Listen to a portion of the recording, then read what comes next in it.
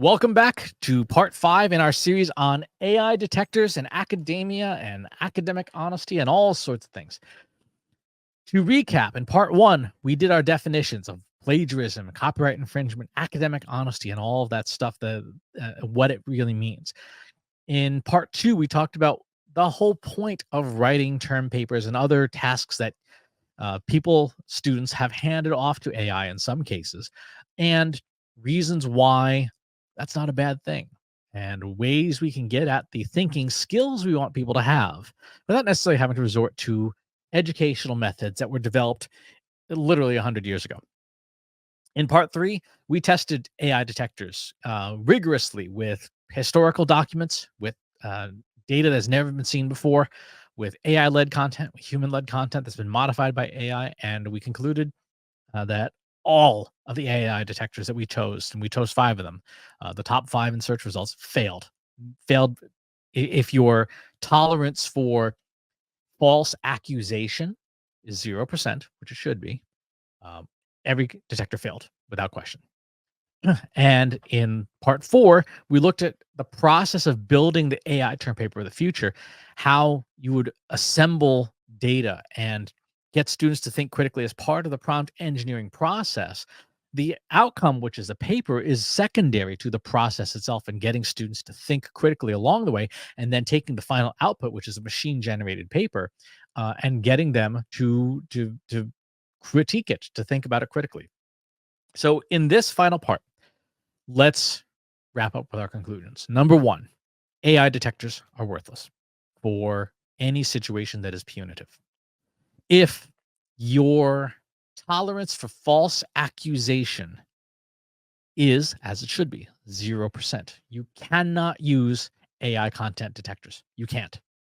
We have proven them unreliable in a number of scenarios with known good human-led content that has never been seen before by machines. Um, It was from a 12th grade level, and the machines failed. All across the board, they all failed. So number 1, get rid of these things. Whatever you were hoping to prove with them, get rid of them. They're useless. Instead, your path forward has to be, how did we adapt the process of education to have students use these tools as educational aids? Things like Socratic debate. These tools are phenomenal at doing actual Socratic debate, to the point where they can be debate partners. You can, if with sufficient prompting, prompt them to say, I want you to act as a Socratic debate partner. And I want you to challenge my assertions.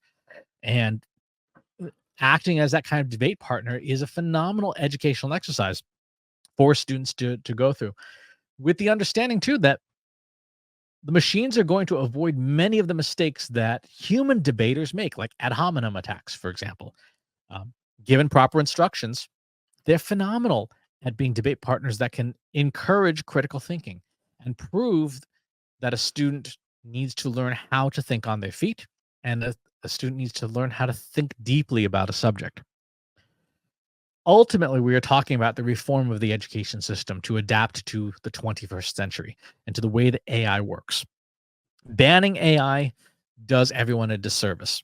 In the 2024 Microsoft Work Trend Index, 77% of knowledge workers are using AI, whether or not their workplaces allow it. 71% of CEOs said they would choose a less experienced person with AI skills over someone who is more senior but has no AI skills. And 66% of CEOs said they would not make a hire of someone who does not have AI skills. If you are matriculating students with the intent of helping them advance their careers and succeed in the world, and you are banning the use of AI, you are effectively making people who will not get hired by 66% of CEOs. Is that the outcome you're after? Is that the future that you want for your students? To help them graduate without the skills they need for the workforce of today and tomorrow? Or you could embrace the use of artificial intelligence as a teaching aid and teach students to think critically about it and to not accept its conclusions as fact, to challenge its assertions, to fact check it rigorously. Those students who have great prompt engineering skills and the ability to call BS on AI are going to be very valuable employees, be very valuable members of society. They'll be the people who can look at the outputs from a political campaign or from a corporate advertising scheme and go, not only is that AI, it's not well done and it's wrong, and here's how we know. The purpose of education is to enrich humanity, is to advance our civilization, is to not just help people become better workers. That was the 20th century, but to improve humanity's lot as a species. Humanity now includes AI. These tools aren't going anywhere, particularly with open models like Meta's Llama model. All the AI companies in the world could go out of business and the technology will remain around and available. And so, as a part and parcel now of humanity, you have to teach your students how to adapt to the new reality and how to succeed in it. I hope this series was educational. I hope this series opened your eyes to how flawed detection models are and what the possibilities are for teaching with AI by having students critically think in the process of using AI to generate better outcomes and to generate better thinking in their own heads as they use these tools. I look forward to your questions and comments. I'll talk to you soon. If you enjoyed this video, please hit the like button.